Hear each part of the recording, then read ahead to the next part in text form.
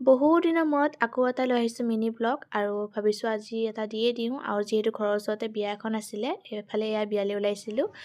যিহেতু একদম ওচৰতে বুলিয়ে ক'ব পাৰি আৰু এফালে এয়া আমিও পালোহি বঢ়িয়াকৈ অলপ টাইম বহিব দিলে বহি পেলাই তাৰপিছত আকৌ গ'লোঁ যিহেতু বিয়াত খোৱাটো মেইন হয়নে নহয় বাৰু আৰু ধুনীয়াকৈ এয়া আমাক মাতাৰ পাছত বঢ়িয়াকৈ আমি খোৱা ঠাইলৈ আহিলোঁ আৰু এইফালে এয়া আছিলে চিপছ আৰু লগতে ফ্ৰাই কৰিছিলে বেঙেনা ফ্ৰাই আৰু এইফালে পোলাও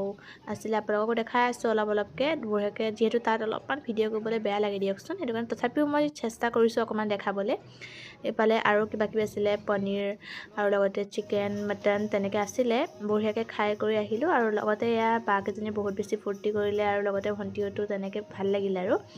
আৰু বঢ়িয়াকৈ আপোনালোকক দেখাই দিছোঁ ভিডিঅ'টোত বাৰু আজি ভিডিঅ'টো ইমানেই আছিলে আপোনালোক সকলো ভালে থাকক নেক্সট এটা ব্লগ লৈ আকৌ আহিম আজিলৈ এৰিছোঁ বাই।